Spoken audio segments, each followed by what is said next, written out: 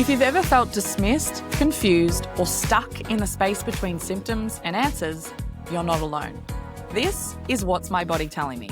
With me, Dr. Anthea Todd, the podcast where we believe your body isn't the problem, it's the solution.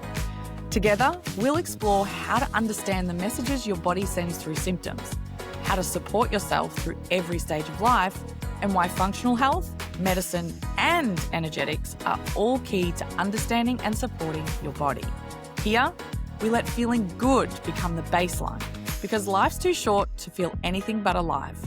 So, are you ready to start listening differently? Let's get into today's episode.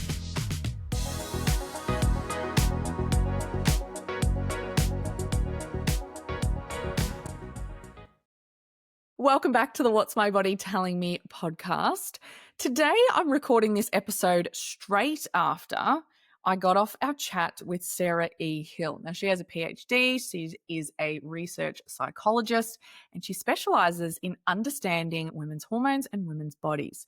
She is an idol of mine, and if you haven't already, go back and listen to last week's episode, which is our big, long sit-down with her. Would highly recommend listening to it. We talk about what our PMS is actually trying to tell us and how we can harness the wisdom that happens at different phases of our cycle. What I wanted to do in today's episode is summarize for you the main high points and also what you can do about your PMS. Because if you haven't already listened to the episode, we chat about the seabed floor analogy. And I know I mentioned it if you listen to the episode that we talk about with Jane Hardwick-Collins. I talk about our hormones as if it's like an ocean. And when we are a naturally cycling woman in our reproductive years, it's like we have ebbs and flows in our hormones. At the first half of our cycle, we experience an influx of estrogen. And then in the second half of our cycle, and the halves are decided by ovulation. Ovulation is the thing that creates the halves. On the other side of ovulation is when our progesterone is highest. And we talk so much in detail, and Sarah is amazing at explaining all the research behind what is happening at the different phases and how we can start to understand the brain changes, the hormone changes, the changes we might feel in our relationships, how we communicate with people, and the wisdom that can come with those phases. But if we go back to this seabed floor analogy that I explained in the episode, when we have ebbs and flows in waves in the ocean, we understand that there are sets in the wave. Now, if you are not someone that surfs or did surf lifesaving as a child or has ever been in the ocean, let me just give you a quick rundown. So typically, there are sets of waves, meaning there might be, say, 4 to 8 sets of waves that come in, and then there's generally a lull. And then that is typically when you go, great, I can swim out, and then another set of waves comes in. So this is like what happens in our cycle. So when we have our period, that's the lull. That's when all of our hormones are at the lowest point in our cycle. Then as estrogen builds, it's like a wave is building up, and then progesterone comes, the wave builds, and then after the wave goes away, that's when we get another lull in our hormones. They go low again. So when we understand how to read waves, it actually is quite fun. We can body surf, we can surf the waves, and it's really enjoyable. We know what the different phases of our cycle are really great for. And we also know, oh, okay, there's a wave coming. I need to duck dive under that. I need to change how I am functioning in the ocean because of the changing conditions. It's the same thing in our life. As our hormones shift and change, so does the wisdom that comes and the different skills, the different functions of our body that are better at different times in our cycle. And we go into detail in that episode. But the one thing we talk about is that under every single wave or ocean is a seabed floor. And when the seabed floor is nice and stable, those waves are consistent. But when our seabed floor shakes or shifts, like what happens in an earthquake, we get tsunamis. So that's when it feels like we are drowning in our symptoms because our hormones start to fluctuate and change. And this is why it's so important to not just go, oh my gosh, the waves are so big, I'm drowning. It's about going, okay, Why are the waves bigger? So when you think, oh, maybe I have high estrogen, or I have low estrogen, or I have high progesterone or low progesterone, or what's happening with my testosterone, it's not the waves, it's what's underneath the waves, because the waves are just a symptom of the seabed floor and the currents and the changes in what's happening. So in the episode with Sarah, she talks about, well, when you experience PMS, that is your body telling you that your cellular flexibility isn't as good. And that might be you're someone that experiences PMS pretty consistently across every single cycle of the month, of your life or of the year. But you might be someone that's like, oh, 1 month I didn't really notice much at all. And then the other month I was like, I couldn't sleep. I was exhausted. I felt really depressed or anxious. I didn't want to be out anymore. I was in pain. But another month you might be like, oh yeah, I noticed that I wasn't as outgoing or flirty, which can happen in the first half of our cycle with estrogen being the higher hormone. But I was pretty good mentally, and yeah, I was well nourished and my body felt great and I slept amazingly. This is where, when we have PMS, this is our body telling us that our cellular flexibility needs support. And how we do that is we care for the seabed floor. So the seabed floor are our 4 fundamentals. And in the episode with Sarah, she mentions lifestyle changes. And lifestyle changes are incredible and amazing. And they actually impact so much in our body, but it can be overwhelming and confusing. It's like, what do I actually do? One person saying eat more calories, the other person saying calories are the same across the cycle, the other person saying exercise more, eat less, the other person saying do this detox, do this castor oil pack. What about your microbiome? Increase your fiber. What about your stress? Mind your stress. Improve your relationships. It can be overwhelming and confusing to know what to do. And that is why we come back to our 4 fundamentals. When we have the 4 fundamentals taken care of, that means our seabed floor is nice and stable. So those natural ebbs and flows that create waves are much easier for us and our body to adapt to. So we surf the waves, we don't feel like we are drowning in them. That's where we inherently feel like, oh my gosh, my cycle is giving me so much wisdom and I like the different phases, versus, oh my goodness, it's a week out from my period and I'm noticing that I have spotting, that I feel hopeless, that I don't want to see anyone, that I'm highly reactive. All of these things can start to happen when, 1, our seabed floor isn't taken care of, and also 2, we don't acknowledge that, hey, actually across the cycle, we are different.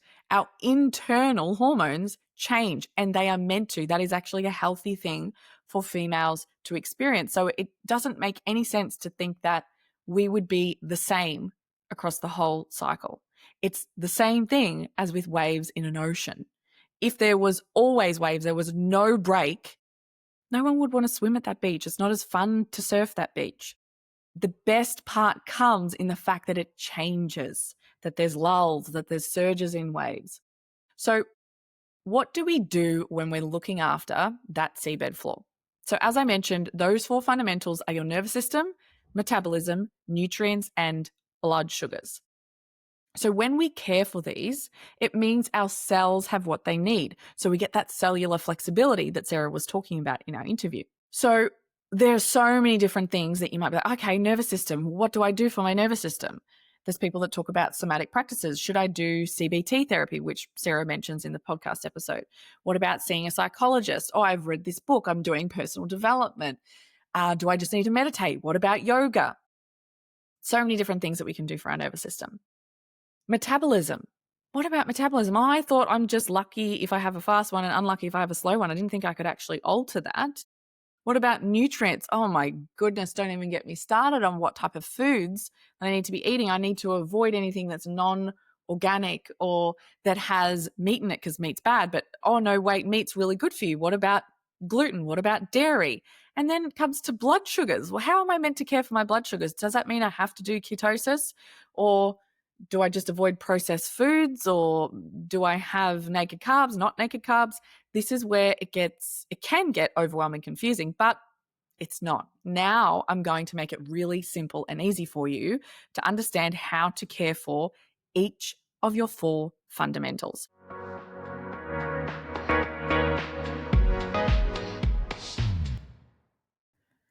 You know your body better than anyone. So why do your test results say everything's normal when you don't feel normal? Fatigue, bloating, period pain, mood swings, anxiety, these aren't random. Your body isn't broken, and these symptoms aren't just something you have to live with. They're signals that something deeper is going on. That's where Test Your Fundamentals comes in. Using a hair tissue mineral analysis, or HTMA, this test gives you a 3-month report card of how your body's been functioning, internally and externally. It shows you exactly what's happening beneath the surface, so you can stop guessing and start listening to your body in a different way. Unlike standard blood tests, HTMA reveals nutrient imbalances, heavy metal exposure, and deficiencies that could be impacting your energy, hormones, metabolism, and mental clarity. It doesn't just tell you what's happening, it tells you why. With Test Your Fundamentals, you'll get a personalized HTMA test, an easy to understand breakdown of your results, access to practitioner quality supplements tailored to your body's needs, and lifestyle recommendations to support all 4 of your fundamentals, so you can take action that actually makes a difference. If you've been told that everything looks fine, but you know something isn't right, it's time to dig deeper. Visit femalefundamentals.com.au to order your Test Your Fundamentals hair test today. There's also a link in the show notes. It's not what's wrong with me, it's what's my body trying to tell me.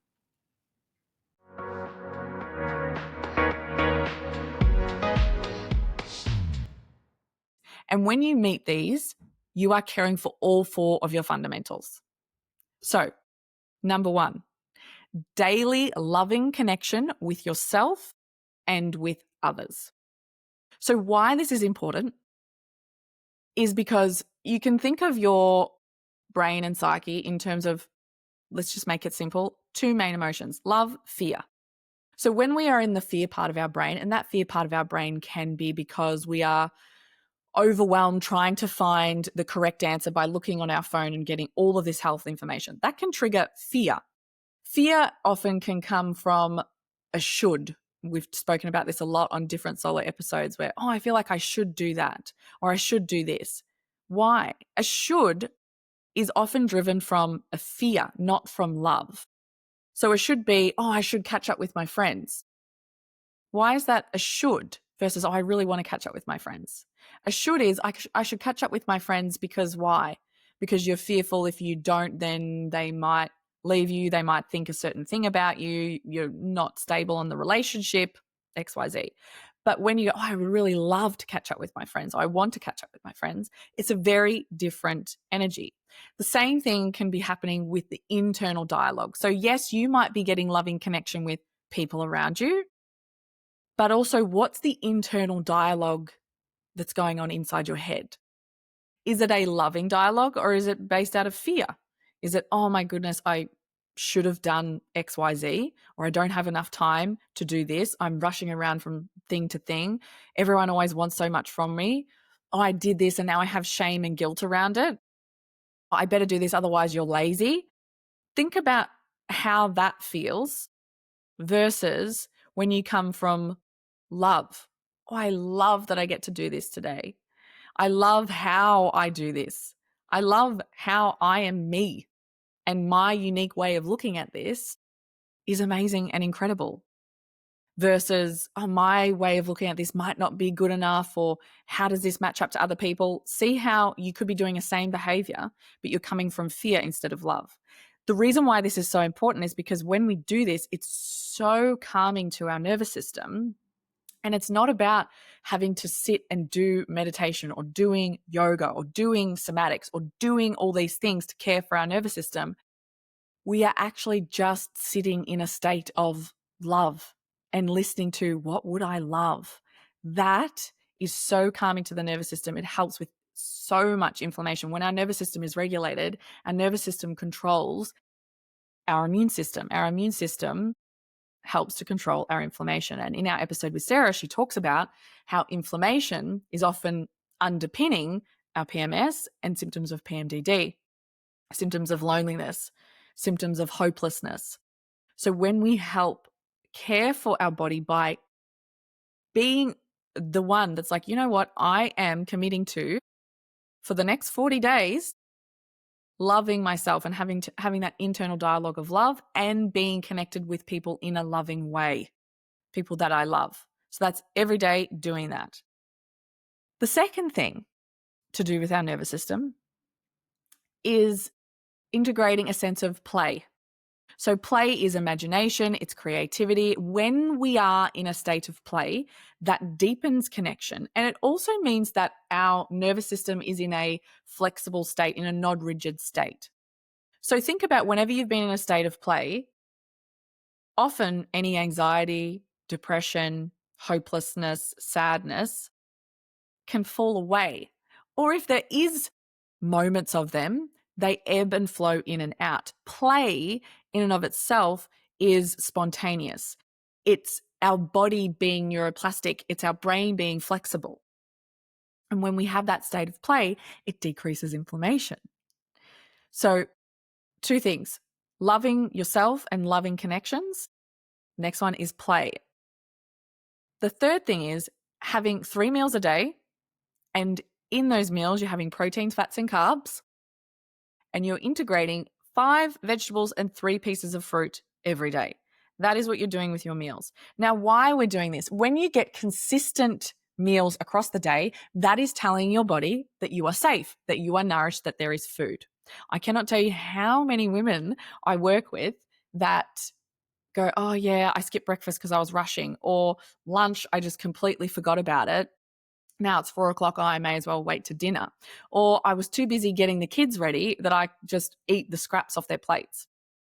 So this is so incredible and crucial to focus on.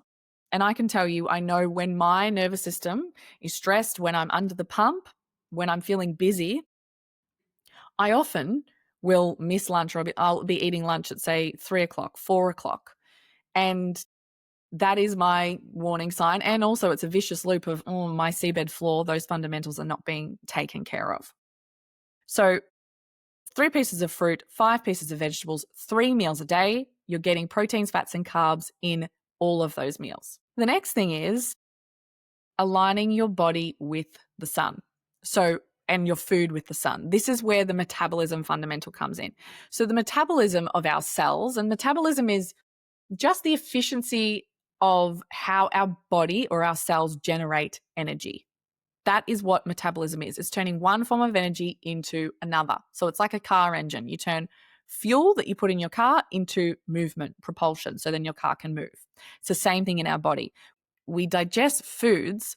This is going to be a little bit of a intricate, but let's make it simple, idea. Our foods have proteins, fats, carbs, minerals, all the things. But the reason why they have that, if you think about a plant, what does a plant need to grow? A plant needs water, needs soil, and it needs sunshine to varying degrees. Okay. What do animals eat? Often they eat plants of some kind. So our food that we're eating, yes, has those macro and micronutrients, but the reason why it has those is because of the cellular process of converting sunshine into stored energy. So our food is stored energy from the sun. So yes, we can get energy from our food, but we also get energy and support our metabolism from the sun. So this is where we combine both of them. So the next point to focus on your fundamentals is eating when the sun is up and limiting eating when the sun is down. That's all I want you to do. So the food that you're eating, 3 meals a day, you're having proteins, fats, and carbs in each of the meals, and you're incorporating 5 pieces of vegetables, 3 pieces of fruit across the day in each meal. And you are syncing that as close as you can to you're eating when the sun is up, you're not when the sun is down. Now, if you are in an area where, or it's winter time, you're like, well, the sun isn't up as much. That is actually a natural adaptation that our body changes to. So when the sun isn't up as much, we are actually designed to, our metabolism changes so that we are actually designed to eat less food at that time. We think about winter time. Generally, there's less food around, or carbohydrate dense food, sugary food. In summertime, the sun is up longer, the fruits and food that grow in summertime have more energy in them. So we actually, because we're in the sunlight more, we actually have more insulin sensitivity when we're in the sun more, because it allows our body to digest those foods that are naturally occurring at that time. So the best way to think about this is get those meals and eat when the sun is up. Avoid eating as much as you can when the sun is down. So you are making sure that you are getting in that daily love and connection with yourself and with people that you love. The next thing is play, a sense of play in your day. Thirdly, those 3 meals, proteins, fats, carbs, they're nice and balanced, 5 pieces of veggies, 3 pieces of fruit, and then you're eating them with sunlight as the rhythm maker. The next one is moving your body for 45 minutes outside in an enjoyable way every day, which however you feel like doing that. You might find an outdoor gym, you might go for a walk, you might go for a surf, you might skip along, you might be at the playground with your kids. In some way, you are moving your body outside in an enjoyable way in the day. This is helping to set your circadian rhythm. It's helping with your metabolism fundamental. It's helping set the rhythm of your overall hormones in your body. The last of the 6 is no screens after sundown. Why this is again, it's helping your body know that it's time for sleep with the light signals, and the fact that you've been outside in the middle of the day, that you're syncing your eating with food, with the sunlight as well, is also helping this. But no screens after sundown is really supportive to how your brain knows that it's time to wind down and go to sleep. It's helping your body secrete melatonin, which is a natural anti-inflammatory in your body. It's helping your body start to shift gears into the healing state. If we're not sleeping well, sleep is our main healing modality. Also, the other thing is, what are we doing on screens? Particularly if you're scrolling, that's a lot of dopamine hits and a lot of stimulation to our brain. So our brain finds it harder to switch off. Now, after doing all 6 of these, I can tell you, I've been doing this for the last week, and I care for my fundamentals most of the time. Now, the things that have been off for me is that loving voice inside my own head, and also no screens after sundown. Having changed that and really prioritized now, after having no screens after sundown, thinking, what am I actually going to do? I can't work. I can't endlessly scroll. I can't watch a movie or TV show. I'm finding time to connect with others or to connect with myself. And after doing this for a week, I feel incredible, amazing. So I just wanted to share with you guys, this can be really, really simple to care for it. It's all about fundamentals over fancy. We can talk about all the research behind it and what it's actually doing, but let me just tell you, these 6 things help to support all 4 of your fundamentals. And when all 4 of the fundamentals are looked after, that means our seabed floor is taken care of. So those waves that come with the natural ebbs and flows of our menstrual cycle feel like we can surf the waves, and we understand that there's lulls and we feel different at different times, but we're not drowning in a tsunami. So if you notice that you get PMS, PMDD, cycle-related changes, make these changes and you will feel your body start to adapt quickly. Our symptoms are feedback of whether our body likes or dislikes what we're doing. It's just that sometimes we normalize certain things in society, or we get into habits and routines or ruts, and we don't realize that those things that we're doing are actually creating a lot of our symptoms. So again, let me just read off these 6 points to focus on: loving connection with myself and others. Something that's really cool that actually I've been doing with a couple of my friends is that we are doing, and this incorporates play and loving connection, we're doing alphabet dates. So every week, one of us is responsible for picking a date idea, and it goes with the alphabet. So this week, I was A, and I chose aerial acrobatics, and it was a surprise to the others. We all went and we had an amazing, phenomenal time. That was daily connection and play. And it wasn't because it's like, oh, okay, I need to do these things. When you're there, you're actually living the moment. You're feeling amazing. So those things automatically help your blood sugars regulate.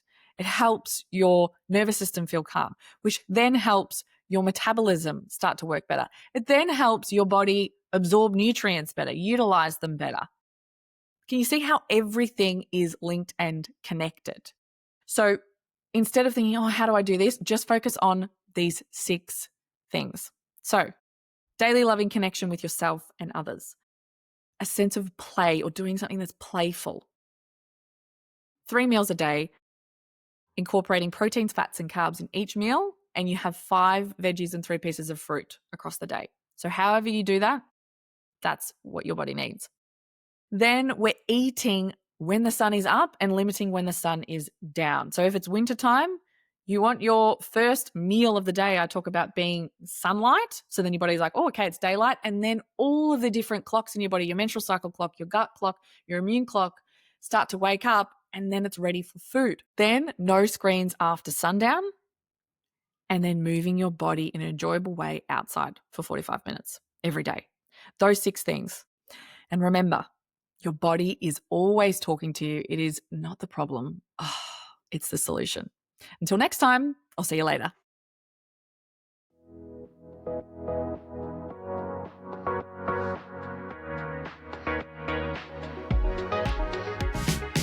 If this episode resonated with you, take a moment to think of the woman in your life who might need this too.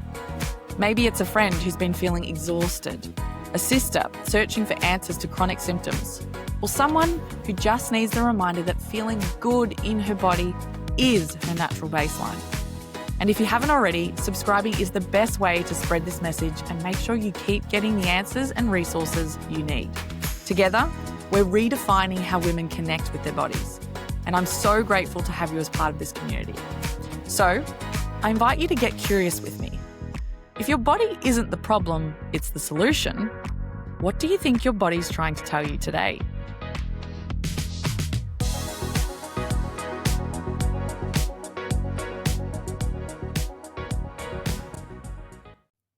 Please remember, this episode is for educational purposes only. Always consult a qualified health practitioner before making any medical decisions. Every body is different, and so is every healing journey.